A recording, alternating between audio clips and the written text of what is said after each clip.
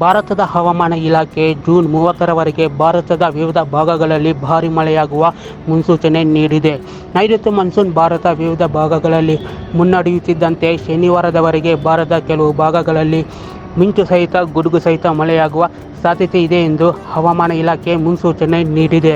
June ತಿಂಗಳಿನಿಂದ ಕರ್ನಾಟಕದ ಹಲವು ಜಿಲ್ಲೆಗಳಲ್ಲಿ ಮುಂಗಾರು ಮಳೆಯ ಆರ್ಭಟ ಹೆಚ್ಚಾಗಿದ್ದು, ಮುಂದಿನ ಕೆಲವು ದಿನಗಳ ಕಾಲ ಮಳೆ ಮುಂದುವರಿಯುವ ನಿರೀಕ್ಷೆ ಇದೆ.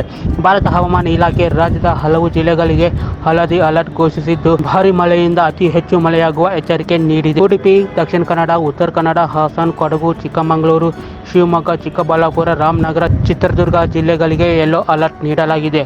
ಕರ್ನಾಟಕದ ಕರಾವಳಿ ಜಿಲ್ಲೆಗಳಲ್ಲಿ ಜೂನ್ 28ರವರೆಗೆ ಭಾರೀ ಮಳೆಯಾಗುವ ಸಾಧ್ಯತೆ ಇದೆ ಎಂದು ಹವಾಮಾನ ಇಲಾಖೆ ಮುನ್ಸೂಚನೆ ನೀಡಿದೆ. ಮಂಗಳವಾರ ಮತ್ತು ಬುಧವಾರದಂದು 24 ಗಂಟೆಗಳಲ್ಲಿ 115 ಮಿಲಿಮೀಟರ್ಗಿಂತ ಹೆಚ್ಚಿನ ವ್ಯಾಪಕ ಮಳೆ ಆಗುವ ಸಾಧ್ಯತೆ ಇದೆ. ಇದರಿಂದ ಮುಂಬೈ ಜನರಿಗೆ ಭಾರತೀಯ ಹವಾಮಾನ ಇಲಾಖೆ ಆರೆಂಜ್ ಅಲರ್ಟ್ ನೀಡಲಾಗಿದೆ. ಇನ್ನು ಭಾರೀ ಮಳೆಯ ಸಮಯದಲ್ಲಿ ಅನುಸರಿಸಬೇಕಾದ ಕೆಲವು ಸುರಕ್ಷಿತ ಸಲಹೆಗಳು: ಸಾಧ್ಯವಾದರೆ ಮನೆಯೊಳಗೆ ಇರಿ. ನೀವು ಹೊರಗೆ ಹೋಗಬೇಕಾದರೆ ನಿಮ್ಮ ಸುತ್ತಮುತ್ತಲಿನ ಬಗ್ಗೆ ಎಚ್ಚರದಿಂದ ಮತ್ತು ಪ್ರವಾಹ ಪ್ರದೇಶಗಳನ್ನು ತಪ್ಪಿಸಿ. ನೀವು ಪ್ರವಾಹದಲ್ಲಿ ಸಿಲುಕಿಕೊಂಡರೆ ಎತ್ತರದ ಪ್ರದೇಶಕ್ಕೆ ತೆರಳಿ. ಪ್ರವಾಹ ಪ್ರದೇಶಗಳ ಮೂಲಕ ವಾಹನ ಚಲಾಯಿಸಬೇಡಿ. ನೀವು ಸಿಕ್ಕಾಕಿಕೊಂಡರೆ ಸಹಾಯಕ್ಕಾಗಿ ಕರೆ ಮಾಡಿ. ಭಾರೀ ಮಳೆ ಮುಂಗಾರು ಹಂಗಾಮಿಗೆ ಸನ್ನದ್ಧವಾಗಿರುವುದರ ಮಹತ್ವವನ್ನು ನೆನಪಿಸುತ್ತದೆ. ಈ ಸುರಕ್ಷಿತ ಸಲಹೆಗಳನ್ನು ಅನುಸರಿಸುವ ಮೂಲಕ ಈ ಸಮಯದಲ್ಲಿ ಸುರಕ್ಷಿತವಾಗಲು ನಿಮಗೆ ಸಹಾಯ ಆಗಬಹುದು.